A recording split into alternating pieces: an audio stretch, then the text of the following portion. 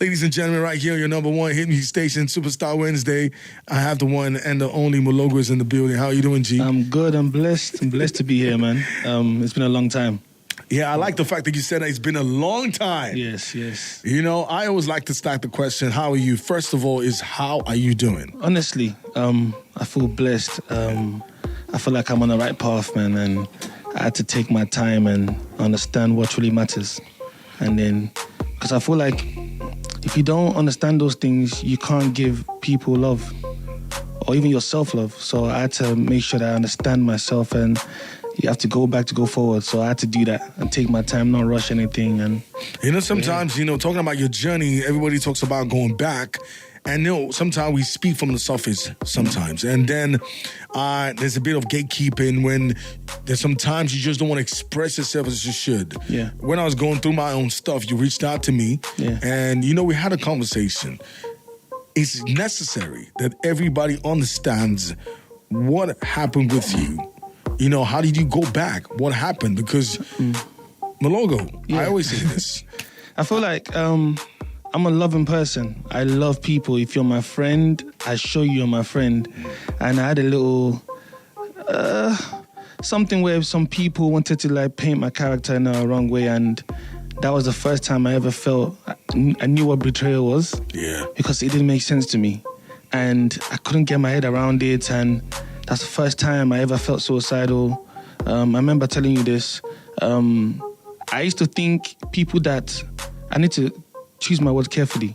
I used to think people that commit suicide, I used to think they were weak before, until it happened to me. Then I realized it's not about you being strong. It can happen to you anytime. And that was the first time I ever felt like, what's the point? I might as well just go. What's the point, And I'm just grateful that I had at least 2 people around me that time that actually showed me that, guy, you're here for a reason. Don't worry, this will pass, And I thank God that I had evidence of what they were trying to accuse me for, whatever. And it was just crazy. And knowing that the evidence was an audio evidence from one of their family members that said to me that, and hearing my friends planning what they're about to do, and I just cried. It was just crazy. And believe you me, that evidence, the audio evidence, is what saved me from the law. Anyway, you know what I mean? Because they had audio evidence planning what they're going to do, when they're going to do it. And, I'm going to come and beg them and this and that. And I'm like, it makes no sense to me. Why would someone that you've known for over a decade do that to you? And I've done nothing wrong, always showed love. And I realized there was jealousy. It was, they thought I had some kind of money from somewhere. I don't understand. They thought I had some kind of money. And these are the same people that I showed love to, in the sense of, they're into music as well. So I always try my best to use my connections to help them, because I don't believe in holding things to yourself. I don't need to know you to show you love, And during that time, it was the worst moment of my life, man. And, it nearly changed me to stop being nice. Then I realized no more that God made me. That's who you are. Yeah, I can't stop being nice because few people decided to be human beings. You know what I mean? So I'm just grateful that, God put me through that lesson, and I'm a better person now, man. I'm grateful. I like that. For every time we talk about, it's great to have redemption stories as well. And it's also understandable that for everybody trying to, take this step, it's gonna, some things will happen that will break you and make you as well. Yeah. And that's the core of entertainment. It doesn't have to be that way. Yeah. But the thing is, once you're growing, you build more enemies. Yeah. That's it. You need to understand these things like that. Definitely. You're speaking, and it sounds like my own same story as well, right? But the good thing is, redemption is here. Yeah. I like the fact that, your music, you have always found a way, because, the question is, people keep asking, and it's always a question. I've never really stopped supporting your craft, because I'm like, there's something about this guy, because I don't like when people work and then you just poof, you don't see many anymore. Yeah. I feel like you might not get it right every single time, but things will always happen. Yeah. It's clear. And I think with you, it showed that it's a lot different, and I'm happy that you're here now. Thanks. And I remember speaking to you a while back, and he was like, Logo, you cannot stop. Whatever it is you're going through, I'm here. You want to talk talk, but don't ever stop making music. I remember that, and that meant a lot to me because I feel like in the industry that we're in, people just want to use. I agree. And I feel like, I know that we're all trying to chase money and want to be there for our family, but it's just caring for people goes a long way. Sometimes I don't even want anything for anybody. It's just to show me that you care, and that goes along, like, you know what I mean? So, with the industry fee, I keep to myself, But do you think sometimes, because, you cannot be like everybody else, right? Yeah. But, sometimes what kind of expectations do they have from you? Because sometimes I feel like, because when you're out there, expectations are higher. Yeah. For the music, typically for the music fans, what do you think is the expectation from you? I think my fans, which I want to say I'm grateful for every one of them, wherever you are in the world, I'm grateful for you guys. I don't think they give me Boala like that. Okay. Like I can go away for like 1 year, 2 years or something, and they will wait because they know that when I come back, it's something of substance. I'm going to give them my reality. So for the music part of things, I feel like I just speak about my life. I don't try to think about it too much. It has to be something that, even if it's not my story, it can be somebody else's story that we can all relate to. So I feel like for them, I'm grateful. At the time that you did, I think you did something with one of the Jonas Brothers, right? Jonas Blue. Jonas Blue, Yeah. right? And that was a highlight for me. Yeah. And then everybody thinks that would have kicked up from there. Yeah. Did that happen? These things that happened to you, did it happen after that time? No, that was before. Before? So during that, I was even going through some normal life P. Yeah. And then I remember I was flat broke, bro. Literally. And then there's a lady, I need to give her a shout out. Her name is Ginger, and she's one of the biggest songwriters in the UK. She's top 5. And I met her somewhere. She just called me and said, Logo, I need you to come through to this place. I didn't even ask no questions. I just said, okay, no problem. I went there. She had already written the song. But when I heard the song, I said, can I give my own twist to it, the way I hear it? Not knowing that Jonas Blue was in the room. Wow. So I just did what I needed to do, and I went. So literally 2 days after, I got a call saying he wants me to be on the song, to stay on the song. I was meant to be a reference for people like the Shawn Mendes or those people. But the problem was that the label didn't want me to be on the song because they knew what the song would do, because I'm not signed to them. But I don't know, maybe it's the way I sang the song that was just so perfect, and and then he said, you know what, I'm keeping you on the song, and that really changed things for me. Crazy. Yeah. Well, the thing is, you're a Nigerian now, and you have a body of work that is out already, right? Yes, it's coming out. It's coming out when? December 1st, which December is 4th. Thursday midnight. Okay, but shout out to him. He's going to give us some snippets on it. Yes. Snippets on it. I never really thought. I want to look out for this one. Write and Sing with Joe Boy. Yes, Write and Sing with Joe Boy. And big shout out to Joe Boy. He didn't give me no problems at all. Like, who gave you problems? A lot of people. A lot of people gave you problems. A lot of people, but again, it's for me. Well, okay, I don't want you to mention name. Which one? No, I'm not going to mention name. Which one was the most memorable for you? The problem that was the most memorable for you? Let's just say one was a friend that I thought knew how close we was, in the sense of, even if you don't want to do something, say, I can't do it. I won't be upset because I know everyone has their journey and their own thing, but don't tell me you're going to do something and make me feel like it's like you're making me beg for it. That's crazy. Which is wrong, and... Have you done a song with this person before? I'm not going to give names. I'm not going to give names. But it was... Can I just mention one person? And I believe it's not the one. Okay. Adekunle Gold? No. It's not the one, right? No. So I think I'm good. I'm good. So it felt like, man, I'm not gonna beg. I believe that if I say, let's do something, if you genuinely can't do it, it's okay. I won't be upset. It means at that moment in time we're not aligning. Do you understand? But some people don't know how to say no. I feel like people feel like everybody would be upset by. Would you be upset? No, I wouldn't, because I want you to be on a song when you want to be on a song. Not that you pity me or let me just give him the song or give him the verse. Let's just say Joe Boy wasn't meant to be on the song. It was meant to be somebody else. So he replaced that person? Yeah. Jeez. And I'm happy he did. good. I always say, Moelogo is a guy with 9 lives. I mean, for this instance. I saw a couple of videos on the tour you went with Show Them Camp. Yes. In the United States.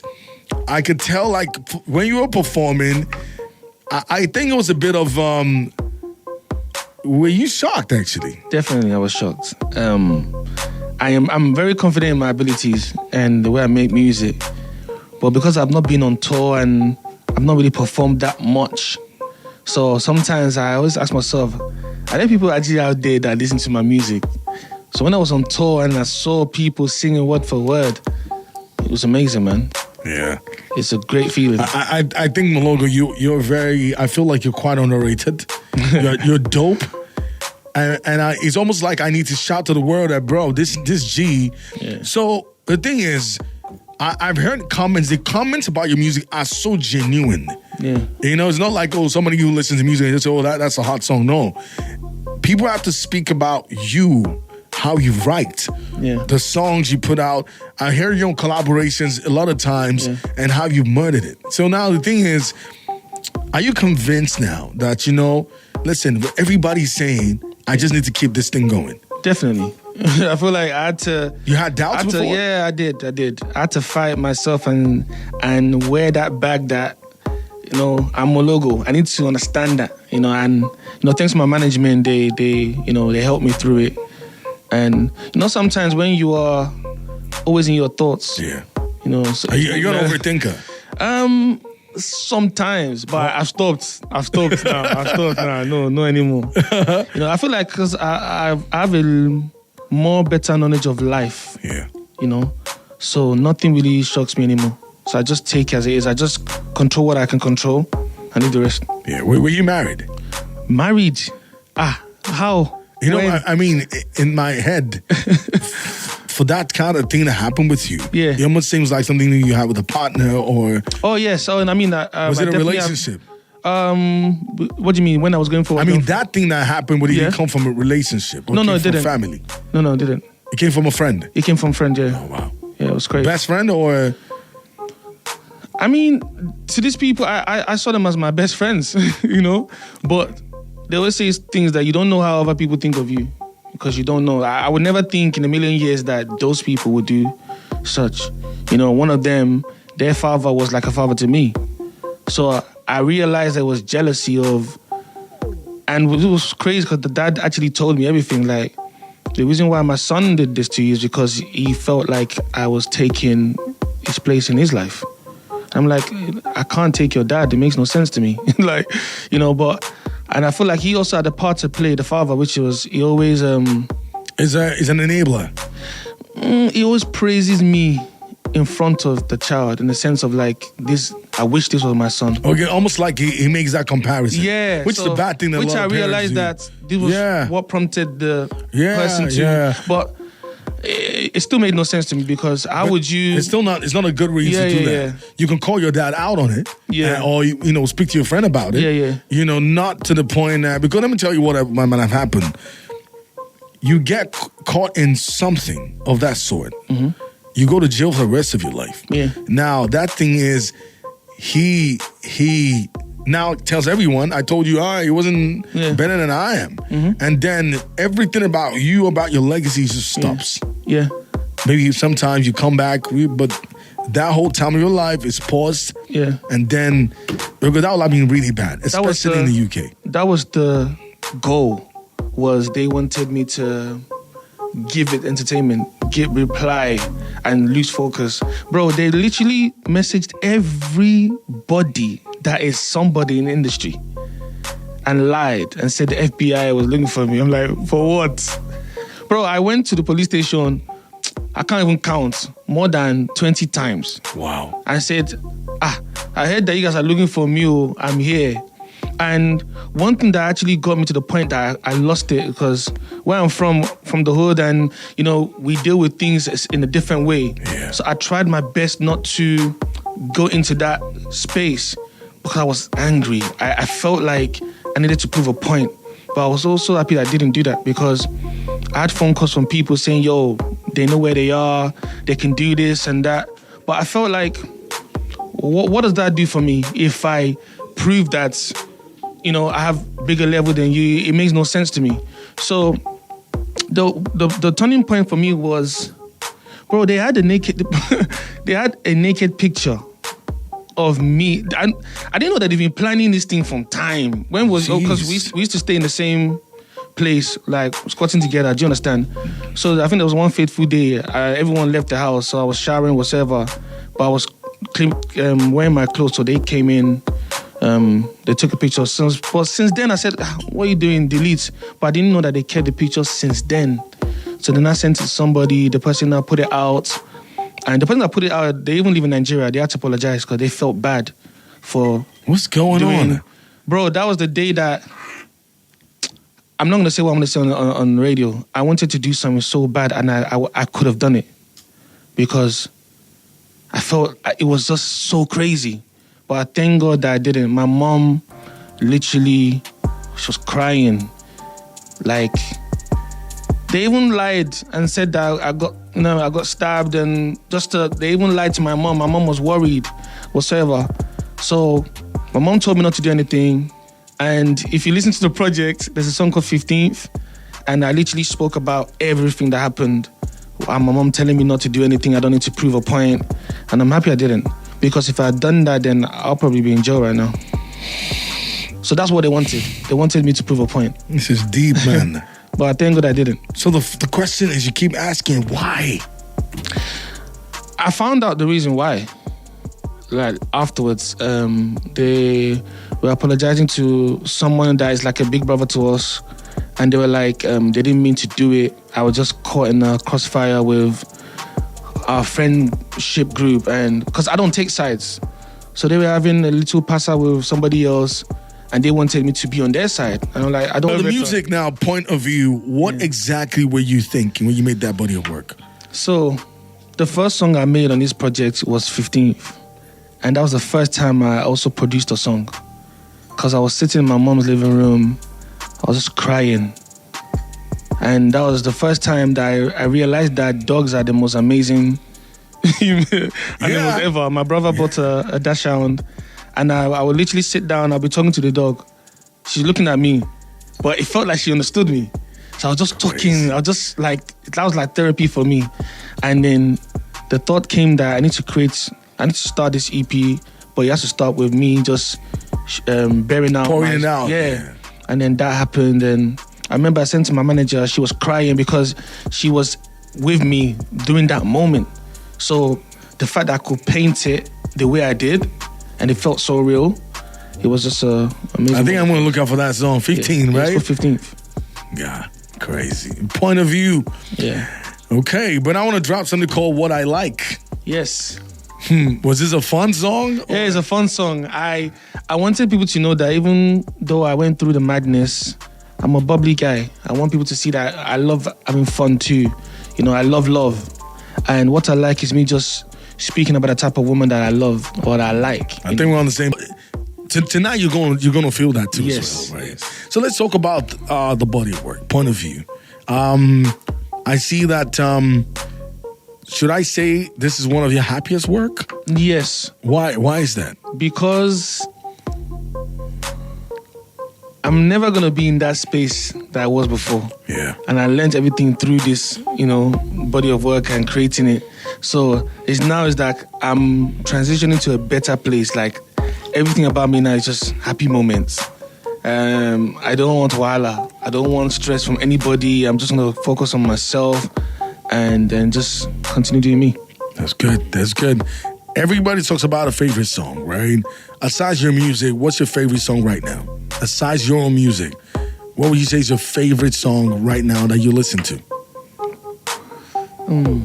It's tough. Do you know what? It's two songs. Okay. No Regrets, SDC featuring me, and Celia song, Tiwa Savage. Yeah. Because that song, shameless plug, I wrote it, but when I listen to that song, it's like I'm writing about my life. It's like, I feel like I write about myself. Even if I'm writing for other people, I write about myself. Because that song, if you listen to the Cecilia song, it's literally saying that, Momo, if not for God, if not for the Creator, then like There's not gonna be me. human beings would have, destroyed a lot of things. And I'm just grateful. I heard the song you sent to me, Where I'm From. Yeah. What's that song about? Where I'm from is me. Why did you make that record? Because I felt like we've been taught so many things and we don't ask questions. We just go with it. And we have this thing as Africans that just listen to the elders. Cool. But I also believe that we can question things if we don't understand them and we deserve to be, taught, okay, this is why. What are the things you question the most? And you know that... I question religion the most. Okay. I feel like... And I'm going to say this with my chest. Say your full chest. You cannot come and enslave me, my people, and then you're telling me you're going to show me who God is. It makes no sense to me. Because you already played God. You came, you enslaved, you did the most craziest thing, and then you want to tell me that you're righteous and I should follow your ways and your words, and you now say that the things from my country, my ancestors are demonic, and no, I don't believe in that. I believe that we should honor our ancestors. I believe in Isheshe. I believe culture is important.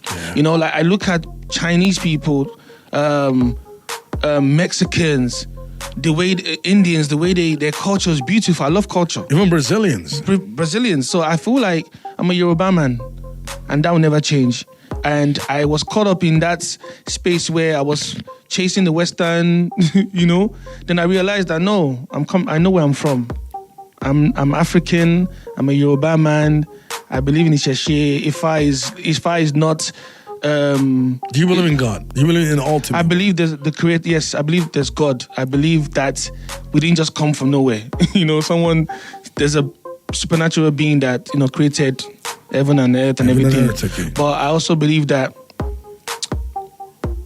we've been taught too many wrong things, and we just emotionally just go with it. Okay. Okay. That's your honesty right there, right? That's your honesty right there. And people say, oh, that's your opinion. Yeah. But the thing is, I personally believe in spirituality over religion. Definitely. Because I feel like the people handling that part of religion, we have so many bad eggs in there. Very. Yeah. So, but sorry, but there's bad things everywhere. I agree. Even in the cultural place too. I agree. But I feel like the handlers... I personally don't think that God is the way we see him to be. I feel like he's simple. Very. And very forgiving. Very. Human beings are not even forgiven. So I can imagine us playing God. That's worse. But you know what puzzles me is I love religious, I learn from, I have Muslim friends. I mean, I was born in an Islamic family. My mom's Muslim. My grandmother is Christian, CSC. I went to church with my grandmom. My dad is a Jehovah's Witness. He from Islam, he converted to Jehovah's Witness. My aunties, Celeste, Kira. So it's like a mixture of everything, You've been there, bro. So my what puzzles me is the fact that you sell me this ticket of heaven, right? But you that you're selling me this, you don't want to go. It makes no sense to me. No, but Tufis already said, he said, on your eye go sharp one. It be like saying, nobody won't die, but they won't go. You telling me that I should buy a ticket that should, this place, okay, but you have bodyguard. Oh, fair, cool. Like, how, bro? Like, it makes no sense to me. Oh, man. And I feel like we don't question these things. We just blindly go emotion. And the thing is, that's when you hear things like, this conversation, we don't want to have it here. Yeah. But you know what? I'm happy to have you back. Thank you, man. I feel it's a more livelier Moelogo now.